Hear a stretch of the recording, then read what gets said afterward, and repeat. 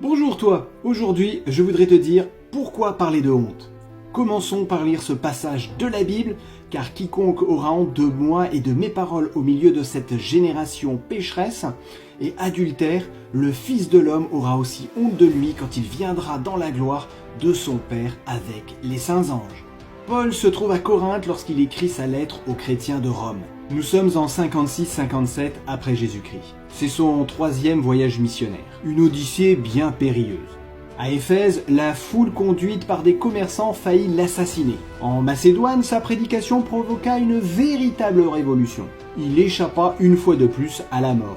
Enfin, trouvant un calme relatif à Corinthe, il y séjourna 3 mois avant de reprendre la route. Pourquoi écrire une lettre aux chrétiens de Rome, qu'il ne connaissait pas? Parce qu'il voulait se rendre en Espagne et faire escale dans la capitale romaine. En quelques mots, il se présente.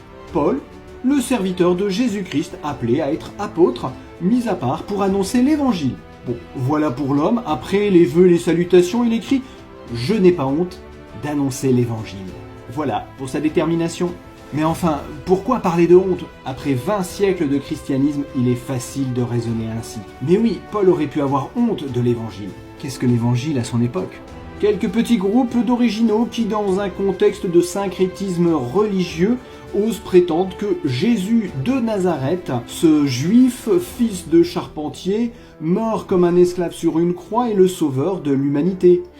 Lui seul, au mépris de la colonie des autres dieux. Des originaux qui parlent de résurrection, de réveil des morts, alors que tout le monde croit à l'immortalité, à la survie des âmes. Qu'est-ce que l'évangile, sinon une idée farfelue, voire dangereuse et subversive pour les autorités en place? Eh bien non.